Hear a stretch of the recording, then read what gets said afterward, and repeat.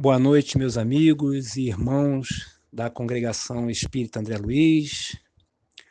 Com alegria no coração, nós iniciamos mais uma tarefa de estudo e de reflexão das abençoadas lições do Consolador prometido por Jesus.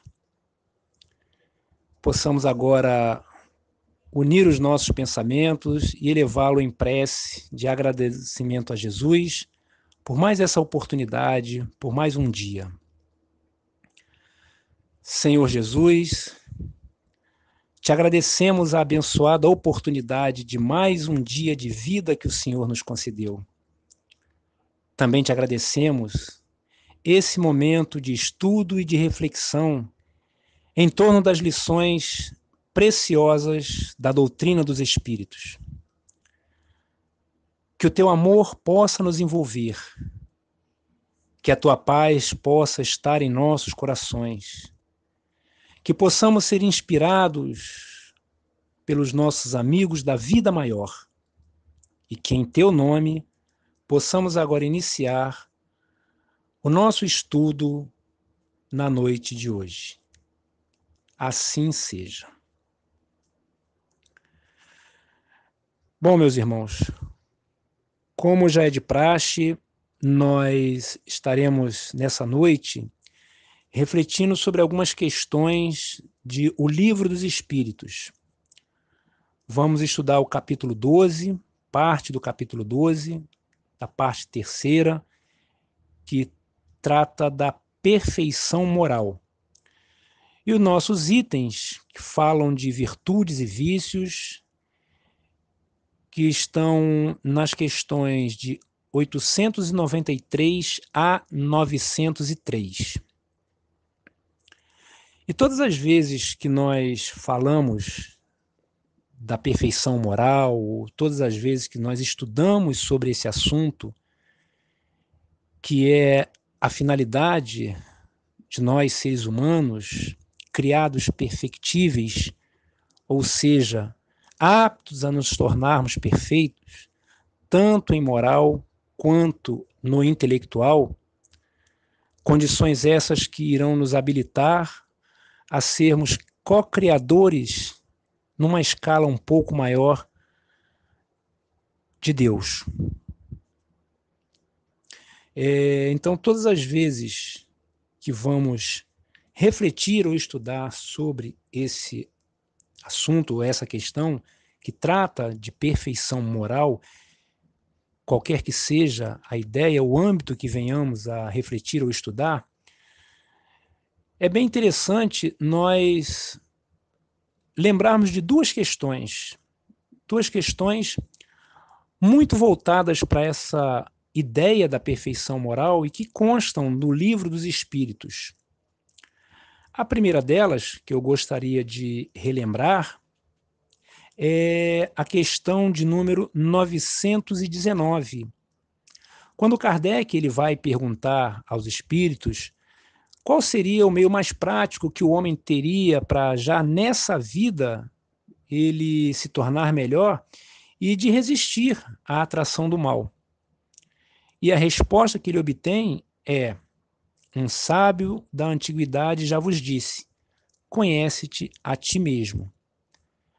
E o Kardec ele insiste, ele faz em cima dessa, após essa resposta, ele faz uma outra pergunta, aonde ele diz que reconhece-se a sabedoria dessa máxima, porém, vamos observar também a dificuldade de cada um conhecer a si mesmo. E aí ele vai perguntar qual seria o meio de se conseguir conhecer-se a si mesmo. E aí Santo Agostinho nos dá uma bela lição, usando a ele próprio como exemplo, e vai dizer que nós deveríamos fazer o que ele fazia quando estava encarnado. Que ao final de cada dia, quando ele ainda estava na Terra, ele interrogava a sua própria consciência e perguntava a si mesmo se ele não faltara, com quem quer que seja, a algum dever. E se ninguém teria um motivo para dele se queixar. Então ele nos ensina que fazer esse autoexame ou esse exame de consciência vai ajudando a criatura a conhecer a si mesmo. E dentro dessa mesma orientação, nessa resposta de Santo Agostinho, ele vai afirmar que a chave do progresso individual é o conhecimento de si mesmo. E se nós estamos falando de vícios e de virtudes, nós precisamos reconhecer que somente com um conhecimento fiel de si mesmo, a criatura ela poderá, de fato, entender e compreender quais as imperfeições que ela ainda traz, quais as dificuldades morais que ela ainda carrega consigo, e entendendo esses problemas, ela vai poder se capacitar para começar um processo de recuperação de si, vencendo essas dificuldades. Ela vai começar um processo de busca da sua perfeição. Porque quando nós admitimos e reconhecemos os nossos próprios equívocos, os erros que ainda trazemos em nós, é o primeiro passo para a chamada cura daquelas dificuldades morais ou daquelas mazelas morais que nós ainda temos. Nós vemos isso aí como exemplo em várias situações da nossa vida, do nosso cotidiano. Só é possível se realizar uma cura de uma determinada enfermidade, só é possível se iniciar a cura de alguma dificuldade que a criatura ainda traz em si, a partir do momento em que ela reconhece-se como um doente e se predispõe a buscar a ajuda que vai lhe capacitar a cura. Então, quando Santo Agostinho nos dá essa lição do exame de consciência e nos diz que conhecer-se a si mesmo é a chave para o progresso, para a transformação do indivíduo, ele está justamente nos dizendo que reconhecer essas imperfeições é o primeiro passo que nós devemos dar para que nós possamos iniciar o nosso processo de autotransformação que ao longo das nossas existências irão nos possibilitar o caminhar rumo à perfeição. Então, falar, refletir, estudar sobre perfeição moral, tendo como subitens, tendo como ideias a questão das virtudes e dos vícios, nos leva a refletir mais uma vez sobre essa questão do conhecimento de si mesmo. E o conhecer a si mesmo não só visando os vícios, mas também as virtudes.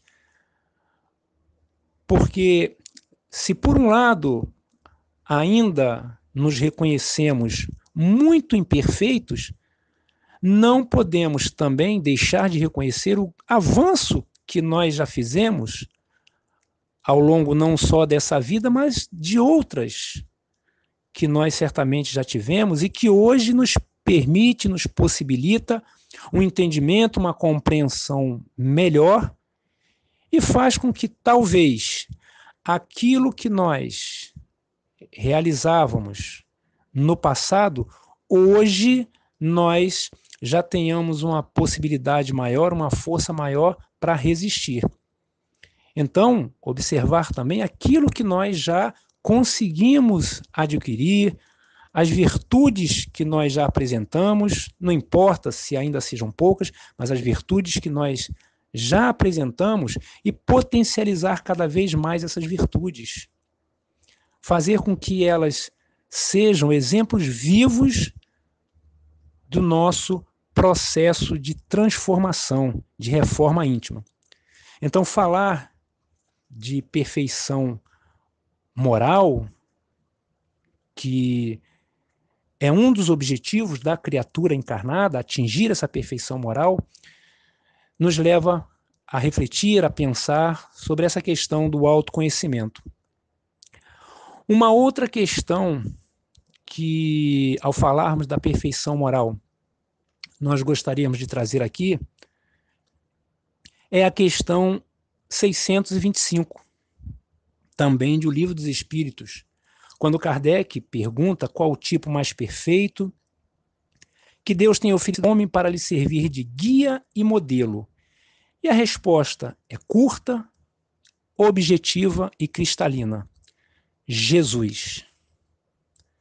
Não há como nenhum de nós buscar vencer as suas dificuldades, vencer as suas imperfeições. Não há como nenhum de nós iniciarmos um processo de autotransformação, de reforma íntima, se nós não tivermos o Cristo como guia e modelo. E aí independe do credo ou da crença religiosa, porque todas as religiões, sejam elas ocidentais ou orientais, podem questionar qualquer ponto, qualquer passagem da vida do Cristo. Podem até questionar, no caso dos nossos irmãos de matiz oriental, os que vivem no Oriente Médio, de origem judaica, de origem islâmica, podem até questionar se as escrituras no Velho Testamento, através dos profetas, se referiam a Jesus como um enviado de Deus, como o Filho de Deus. Podem até questionar, mas não há uma religião no planeta que possa questionar o aspecto moral dos ensinos de Jesus Cristo. E não o fazem. Não o fazem porque não existe um equívoco, uma mácula, um erro nos exemplos morais que Jesus nos trouxe e nos deixou como caminho a ser seguido. Por isso que, ao falar da perfeição moral, que trata o capítulo que estudamos, falarmos das virtudes e dos vícios, evidentemente que ao falar e relembrar Jesus somente as virtudes, nós relembramos essa questão. Porque para atingirmos essa perfeição, e só a atingiremos quando os nossos vícios já tiverem sido vencidos, os nossos vícios, muitos deles que trazemos de encarnações que antecedem e muito a nossa encarnação atual, estiverem completamente vencidos e nós apenas exemplificarmos as nossas virtudes. E para fazermos isso, temos tão somente o Cristo como nosso guia, aquele que nos apontou o caminho, aquele que nos mostra sempre o caminho, aquele que deixou, através do Evangelho, o rumo a ser seguido. E como modelo, porque tudo o que o Cristo fez deve constituir para a criatura humana uma ideia, um objetivo de imitá-lo, de buscar se aproximar o máximo possível daquilo que Jesus fez. Por isso, falar de perfeição moral, por isso, falar de potencializar virtudes e vencer os vícios, é lembrar essa questão 625, aonde Jesus foi esse guia, esse modelo que Deus nos permitiu para que nós pudéssemos chegar ao nosso destino como criaturas imortais, que é a perfeição. E ao lembrarmos de Jesus, ao lembrarmos do Cristo, nós lembramos de toda a essência dos seus ensinos. E a essência do ensino de Jesus nada mais foi do que baseada, pautada em dois aspectos: o amor a Deus, acima de tudo, e o amor ao próximo como a si mesmo. E aí, as lições que nós encontramos no Evangelho, elas são diversas. Falar do amor ao próximo, desse sentimento, dessa ideia de caridade, quando ele vai dar a lição do perdão, do 70 vezes 7 perdoar um irmão, ou quando vai nos ensinar esse amor ao próximo através da parábola do bom samaritano. Esse exemplo de amor ao próximo, do sentimento de caridade, quando Jesus ele tenta despertar a consciência do jovem rico, pedindo que abandonasse as riquezas humanas e o seguisse. Esse amor ao próximo que Jesus nos ensinou, quando ele conversa e orienta a mulher samaritana, ou então quando ele consegue despertar a consciência de Zaqueu. Então, as lições que Jesus nos deixou, baseadas no amor a Deus e no amor ao próximo, constituem para nós fontes seguras do que devemos fazer, entender e fazer no sentido de exemplificar, para que nós possamos, de fato, chegar à nossa perfeição moral, amando o próximo, nos ajudando a pouco, libertarmos as nossas consciências dos equívocos, dos erros e dos vícios que ainda trazemos. Falando especificamente de virtudes e vícios, a questão 893, que é a primeira questão do nosso estudo, a pergunta que o Kardec fez foi: qual a mais meritória de todas as virtudes? E os espíritos lhe responderam: toda virtude tem seu mérito próprio, porque todas indicam progresso na senda do bem. A virtude, sempre que há resistência voluntária ao arrastamento dos maus pendores. A sublimidade da virtude, porém, está no sacrifício do interesse pessoal pelo bem do próximo, sem pensamento oculto. A mais meritória é a que assenta na mais desinteressada caridade. Então, nós observamos aqui, por essa resposta que os espíritos deram ao Kardec, que é sublime nessa virtude quando nós nos sacrificamos de alguma forma pelo nosso próximo. Ou seja, o amor ao próximo que Jesus nos ensinou. E refletindo sobre essa questão, especificamente sobre a resposta que os espíritos deram ao Kardec, eu me recordo que quantos de nós que ainda apresentamos a visão limitada de próximo, que a grande maioria de nós tem como ideia de próximo aqueles que são do nosso grupo consanguíneo, são os nossos familiares. Então me faz recordar que quantas não foram as vezes que nós enfrentamos dentro do nosso grupo familiar as dificuldades com aqueles que por algum motivo caíram enfermos, as preocupações que não tomaram conta dos nossos corações.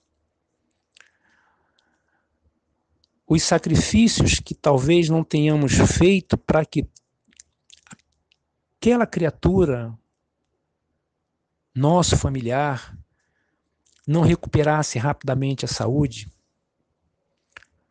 quantas das vezes talvez nós não tenhamos empreendido esforços quase que sobre-humanos na tentativa de levar um bem-estar àquele nosso familiar, àquele nosso parente. Então, quando observamos da sublimidade da virtude, o sacrifício em benefício de outrem, e tomando por base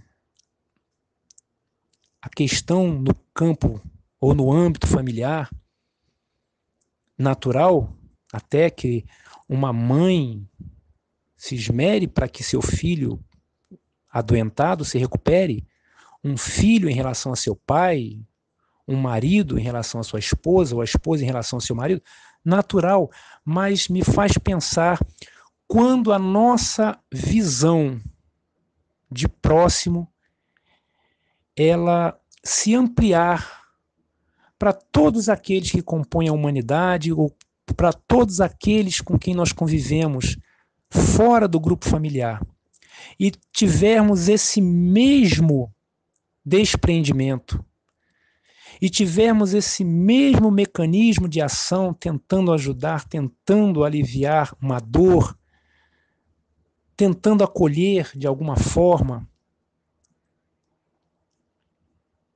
tentando diminuir aquele sofrimento, e que não precisa necessariamente ser um sofrimento físico, um sofrimento causado por uma enfermidade, mas pode ser um sofrimento de outra natureza. Mas quando nós estivermos nessa condição de sentir a dor do outro, de nos envolvermos pela dor do outro, de empreendermos esforços para aliviar a dor do outro, certamente nós já estaremos com uma compreensão diferente, mais espiritualizada, talvez, dos conceitos e dos ensinamentos do Cristo. Apenas reiterando, não ser errado e não estarmos em equívoco quando nos preocupamos e quando nos esforçamos para auxiliar aquele ente querido. Não é disso que eu falo. Eu apenas penso no momento em que a nossa preocupação, o nosso despreendimento, a nossa empatia, que já existe no grupo familiar, passar a existir também pelos outros companheiros com quem nós convivemos. Então é o que os espíritos falam aqui para o Kardec, da sublimidade da virtude, do mérito da virtude, quando nós nos sacrificamos por alguém. Inclusive, há uma música de cunho católico e que foi o fundo musical de uma cena do filme de Chico Xavier, em que o refrão diz: prova de amor maior não há que doar a vida ao seu irmão. Ou seja, é entrega, é empatia, é o entendimento de que todos fazemos parte de uma única e mesma família. Quando chegarmos nesse ponto, nesse momento de um sacrifício pessoal, uma entrega, o buscar o alívio da dor de alguém, seja ele na nossa família, seja ele na nossa vizinhança, no grupo religioso que abraçamos, no grupo profissional que atuamos, enfim, onde esteja esse próximo, certamente ao chegarmos nessa condição, estaremos iniciando a nossa exemplificação do Evangelho de Jesus. Então os espíritos disseram aqui a Kardec que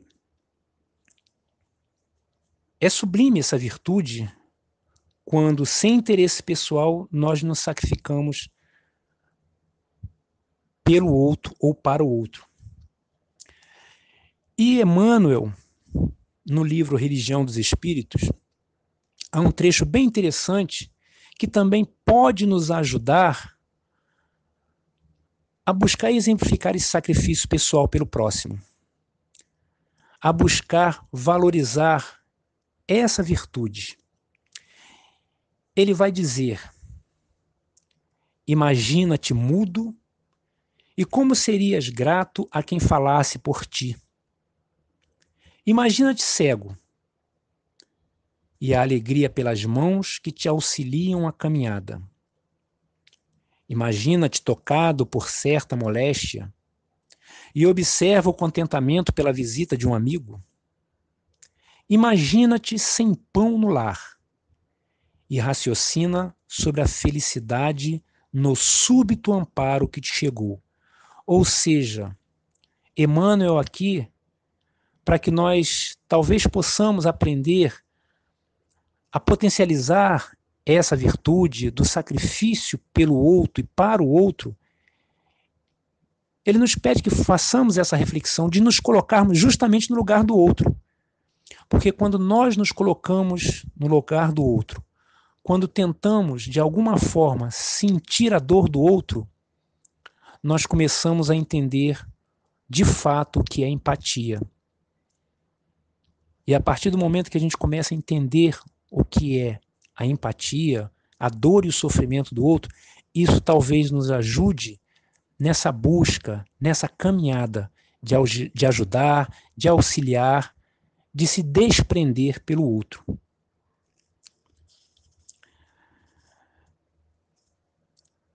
Nós, falando ainda dessas questões do vício e virtudes,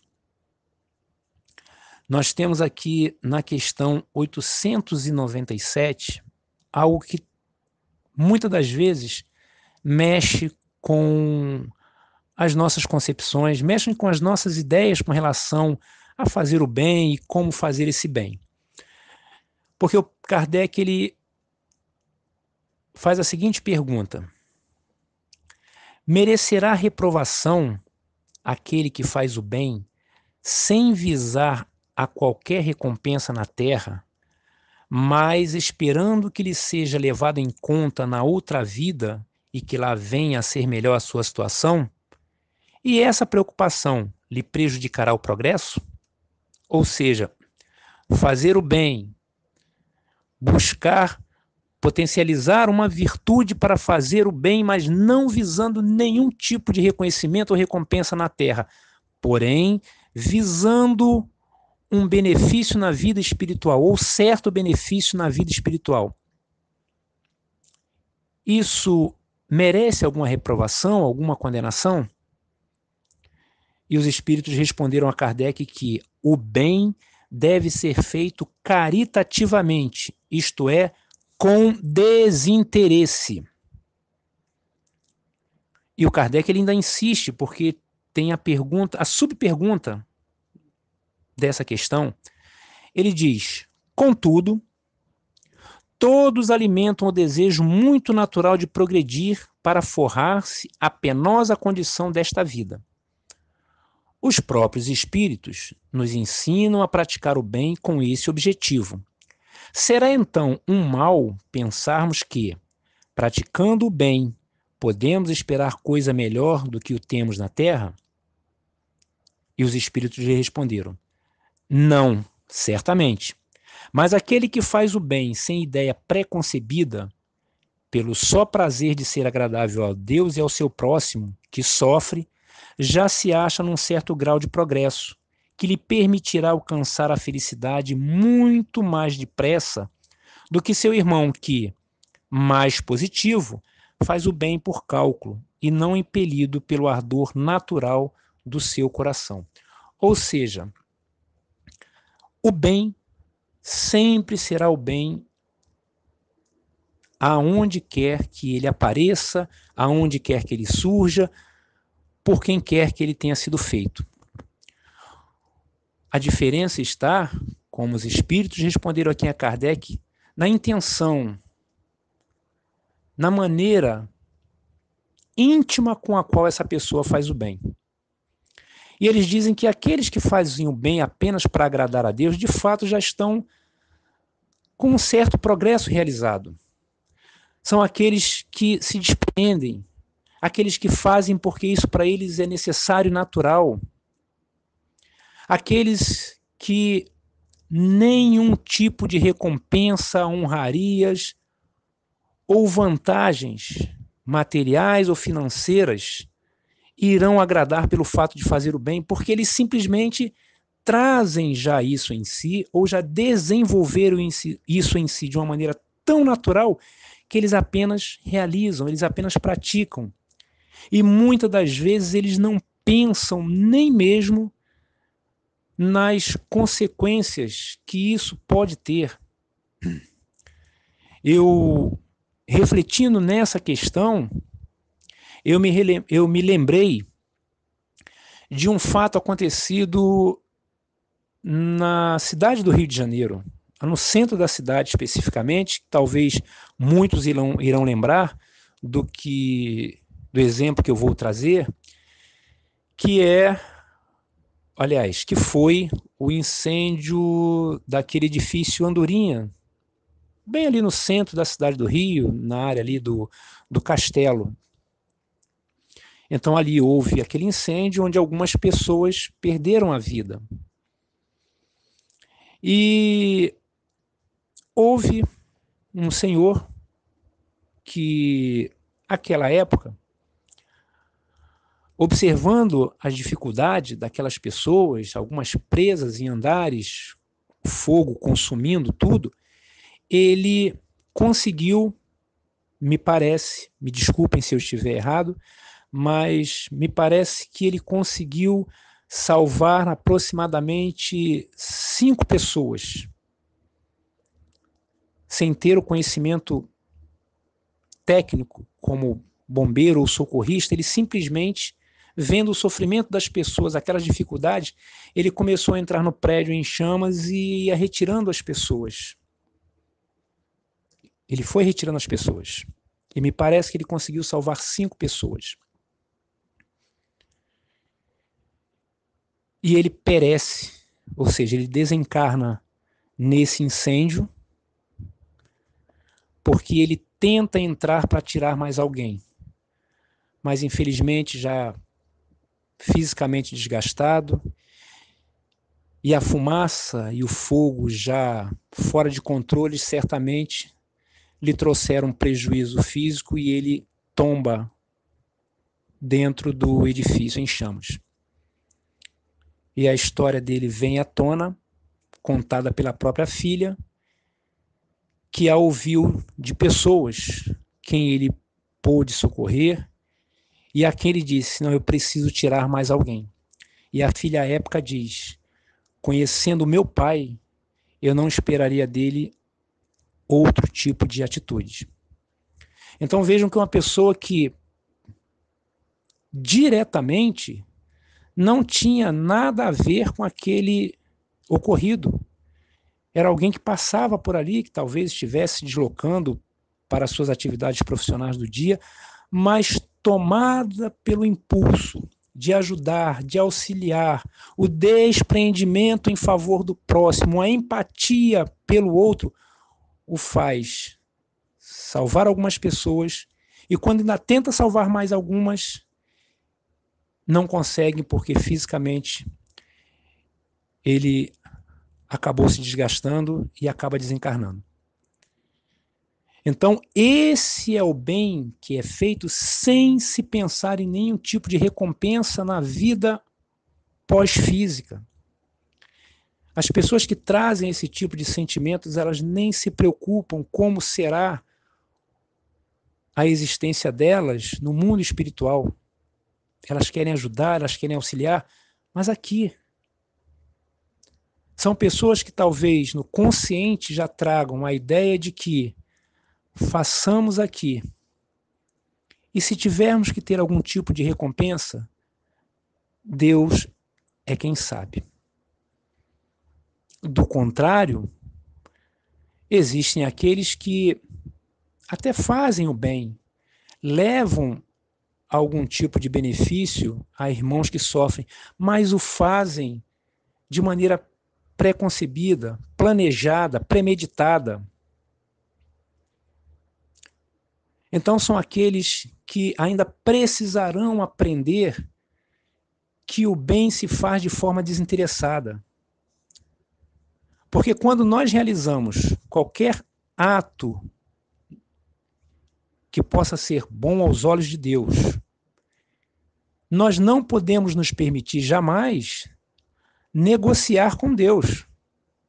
Nós não podemos jamais dar a ideia de agradar aos nossos irmãos do plano físico e de uma maneira relativamente inconsciente estarmos falando, olha Deus, estou ajudando aqui essas pessoas, então o Senhor me observa.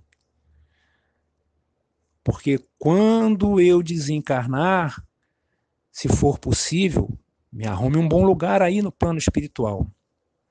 Isso nos lembra bastante também uma famosa passagem de Jesus, guardada as devidas proporções, ocorrida com Salomé, mãe dos filhos de Zebedeu, Tiago e João. Essa mãe, sem um bom entendimento do que era o reino de Deus, pensando, de certa forma, em possíveis benefícios materiais que esse reino de Deus poderia trazer, vai procurar Jesus. O que lhe pede? Senhor, vim te pedir para que no teu reino os meus filhos, um sente à sua direita e outro sente à sua esquerda. Então, guardadas as devidas proporções, aqueles que fazem o bem de maneira preconcebida se assemelham à mãe dos filhos de Zebedeu, que talvez achasse que porque os filhos estavam caminhando com Jesus, auxiliando o mestre nos prodígios, na implantação do reino de Deus, achava que por isso eles deveriam ter ou receber da parte do Senhor uma consideração diferente quando esse reino se estabelecesse. E não é dessa forma que nós devemos praticar o bem. Para praticarmos o bem e termos essa virtude exemplificada, precisamos fazê-lo de forma desinteressada, nem buscando as recompensas e as honrarias do mundo material, nem achando que pelo bem que fazemos, seja ele em qual grau for, há de nos abrir as portas de nosso lar. É simplesmente fazer o bem porque precisamos e necessitamos ajudar aos nossos irmãos a vencerem a sua caminhada e a superarem as suas dificuldades. Uma outra questão que eu gostaria de trazer para as nossas reflexões é a questão de número 899. Pergunta de Kardec.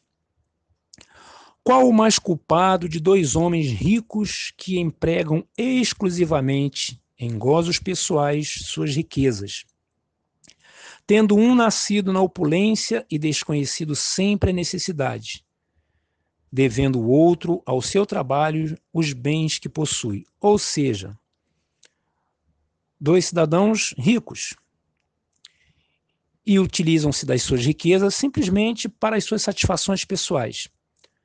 A diferença é que um já nasceu na opulência, já nasceu no chamado berço de ouro, nunca conheceu dificuldade, nunca passou por nenhum tipo de adversidade financeira, material, sempre teve de tudo, provavelmente nunca lhe faltou uma mesa farta, os estudos sempre nos melhores colégios, nas melhores universidades, enfim.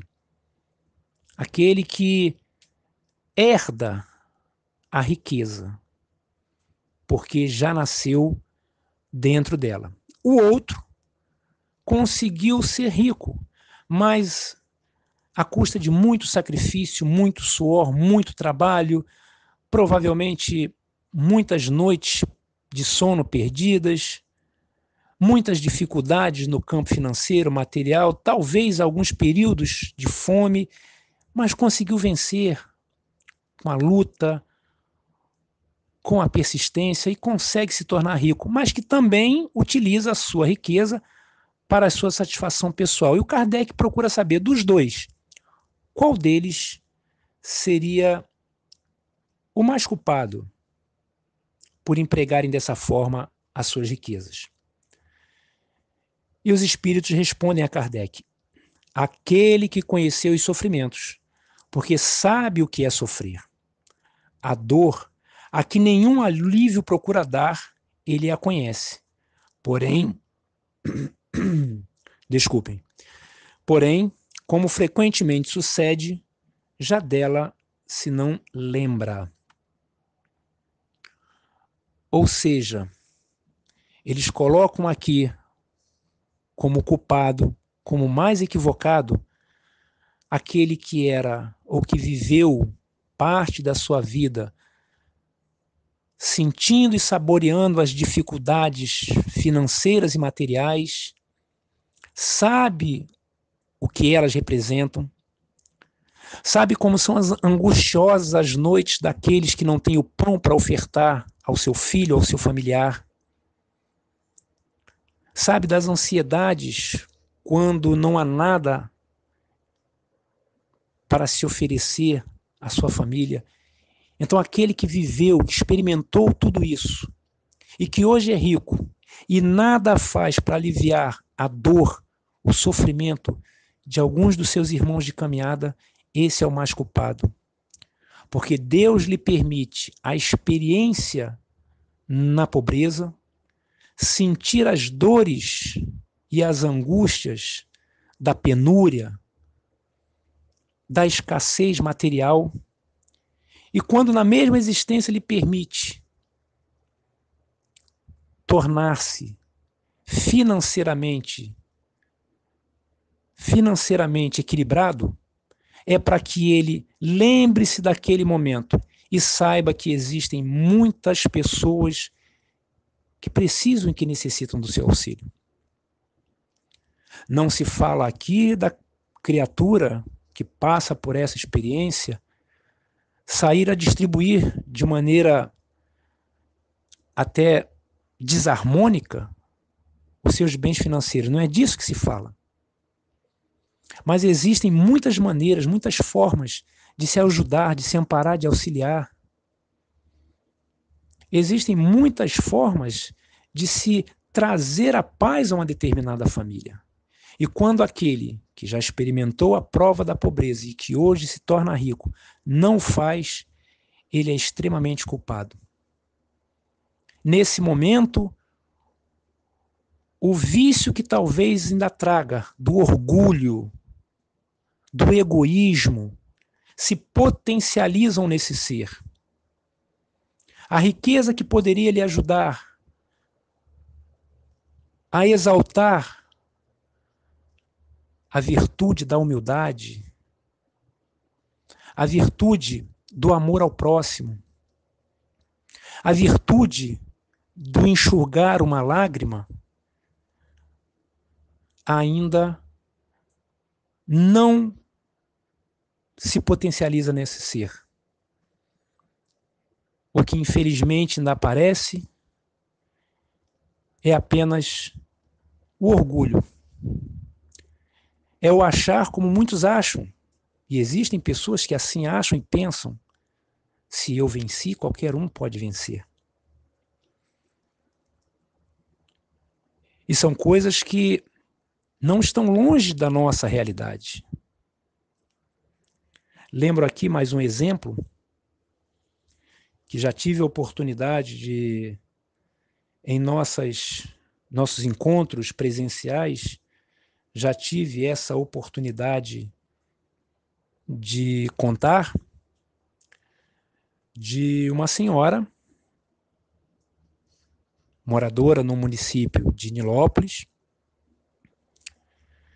que em parte da vida enfrentava dificuldades financeiras muito grandes, muito graves, filhos pequenos, que ela sustentava de uma maneira muito precária,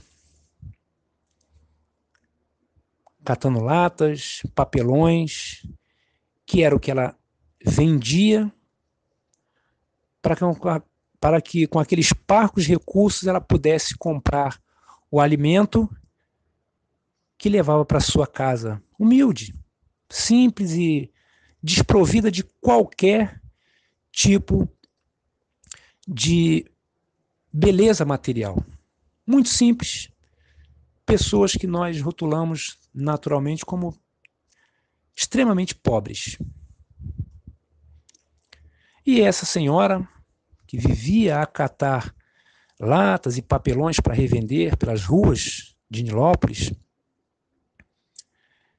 ela conhece um senhor que se encanta por ela, um senhor com posses, um senhor com a vida financeira equilibrada, um senhor com uma boa quantidade de dinheiro,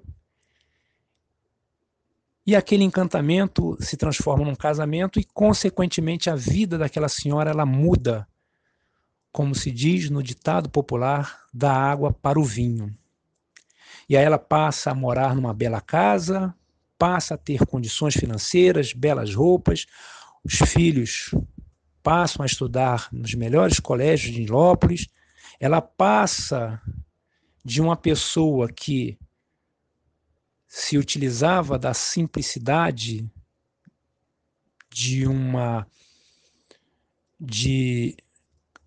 que era o catar objetos para vender, ou seja, ela passa da condição de quem servia de alguma forma para a condição de quem era servida, porque ela passou a ter empregados ao seu dispor. E numa bela ocasião, ela pede para que uma das suas serviçais, uma de suas empregadas, juntassem alguns sapatos dos muitos que ela já tinha para jogar no lixo. E cumprindo a ordem, aquela profissional começa a juntar os sapatos e para jogar no lixo. E quando essa profissional vai passando, essa senhora, aguarde, deixa eu dar uma olhada nesses sapatos aí, se de fato você está jogando os sapatos que eu não quero mais. E quando ela observa naquela bolsa os sapatos que iam ser jogados fora, ela pede que a empregada lhe traga uma tesoura. E para surpresa da empregada, quando essa tesoura vem, essa senhora, que um dia foi uma catadora de papelões e de latinhas, que um dia teve os parcos recursos para alimentar os filhos, que morava numa casa extremamente simples, talvez aquele ambiente apenas para acolher e proteger da noite. Aquela senhora que muito provavelmente tenha chorado e sofrido algumas noites na dúvida do que alimentar, ou talvez tenha chorado com o estômago doendo de fome por não ter o que comer. Ou seja, aquela pessoa que conhece os caminhos da pobreza e da penúria material, para surpresa da sua empregada, ela começa a cortar os bicos dos sapatos que seriam jogados fora, com a seguinte justificativa: eu não quero andar pelas ruas de Nilópolis e ver um pobre calçando um sapato que já foi meu.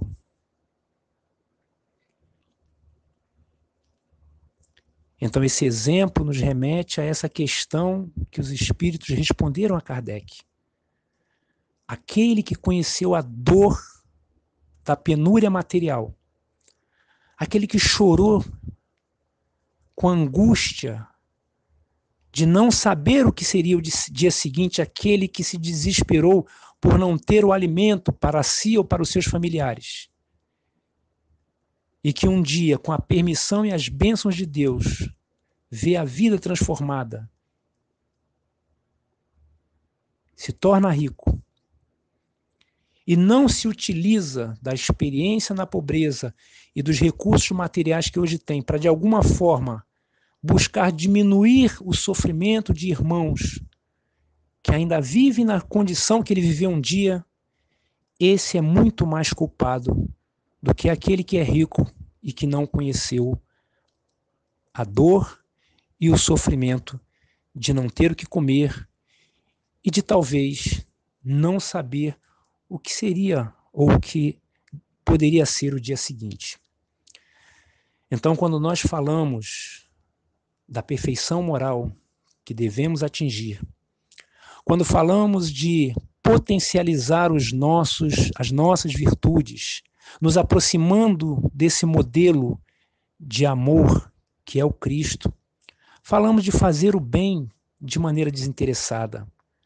Falamos de fazer o bem, não importa aonde sejamos chamados para fazer esse bem, que seja bem feito no grupo familiar, mas que também possa ser bem feito junto aos amigos do campo profissional, junto aos amigos do campo religioso, aos amigos da vizinhança. E quando falamos de fazer o bem, não falamos tão somente do bem que pode ser feito com auxílio material qualquer. Falamos daquele bem quando emprestamos os nossos ouvidos para que um amigo desabafe sobre uma dor. Falamos do abraço que pode ser dado àquele que se sente na solidão. Falamos da visita que pode ser feita àquele que se encontra num leito de hospital. Falamos do silêncio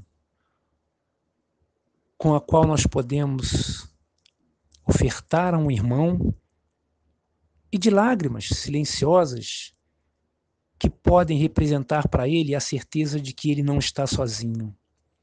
Falamos do bem que podemos fazer quando, em nossas preces diárias, lembramos de alguém que está no sofrimento, na provação, na expiação e pedimos que Deus possa aliviar aquela situação daquele nosso irmão. Então vejam de quantas formas nós podemos exaltar a virtude do bem para caminharmos a passos largos, decididos e disciplinados rumo à perfeição, que é a destinação que Deus tem e quer para cada um de nós. Para que essas virtudes elas se potencializem e possam ser cada vez mais percebidas, sigamos o exemplo de Santo Agostinho, façamos ao final de cada dia o autoexame, procuremos saber o que nós já podemos vencer. Se não ofendemos alguém, precisamos no dia seguinte buscar o pedido de desculpas, o pedido de perdão, procurar conhecermos a nós mesmos para saber o que nós estamos trazendo ainda e que precisa ser eliminado, precisa ser extirpado. Porque como criaturas divinas, o único sentimento que deverá restar em todos nós é o do amor. O amor a Deus e o amor ao próximo, como ensinou Jesus. E para isso, que a cada autoexame, que a cada viagem para o conhecimento de nós mesmos, reconhecendo as nossas imperfeições, que sabemos pelas lições espíritas que não serão vencidas numa única existência, precisaremos de tantas, mas que comecemos esse autoburilamento agora, vencendo esses vícios, vencendo esses equívocos, essas imperfeições, para que o bem que existe em nós, ele possa se tornar cada vez mais luminoso e assim iluminar a nossa caminhada, a nossa jornada na direção do Cristo de Deus. Meus queridos irmãos, eram essas as reflexões que nós gostaríamos de trazer para a noite de hoje, do capítulo 12 do Livro dos Espíritos, da parte terceira, que trata da perfeição moral e que vai falar sobre as virtudes e os vícios. Só relembrando que as nossas reflexões, elas foram pautadas nas questões 893 a 903 desse livro. Fica o convite para que nós possamos ler e refletir individualmente sobre cada item, cada tema, cada questão e as respostas abençoadas que os Espíritos nos trouxeram através de Allan Kardec. Vamos agora unir os nossos corações e os nossos pensamentos para agradecer mais uma vez a Jesus essa oportunidade de trabalho que Ele nos deu. Senhor e Mestre Jesus, te entregamos a tarefa que o Senhor nos confiou, mais um plantio realizado na imensa seara do nosso Pai, do nosso Deus.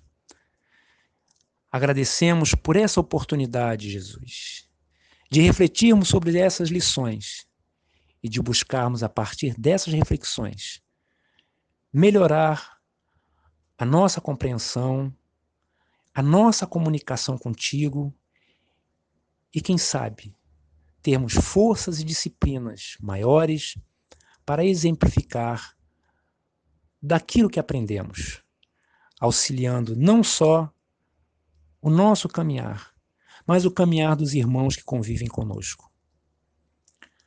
Abençoa, Jesus, a humanidade que ainda enfrenta essa pandemia, que o teu amor possa fortalecer corpos abatidos, que o teu amor possa acolher aqueles que irão ainda desencarnar por conta desse vírus, que o teu amor possa fortalecer todas as equipes médicas que se esforçam buscando aliviar dores e sofrimentos. Que o teu amor seja consolo e amparo para os familiares que vivem na angustiosa espera do que vai acontecer com seus entes queridos. Que o teu amor, Jesus, nos ampare nesse momento de transição pela qual o nosso planeta passa. Muito obrigado, Senhor, por mais esses momentos de estudo e de reflexão. Concede-nos a tua paz, que possamos caminhar com ela durante toda essa semana. E em teu nome, pedimos a permissão para encerrar o nosso estudo da noite de hoje. Assim seja. Meus queridos irmãos, uma boa noite a todos e que a paz de Jesus possa estar em seus corações.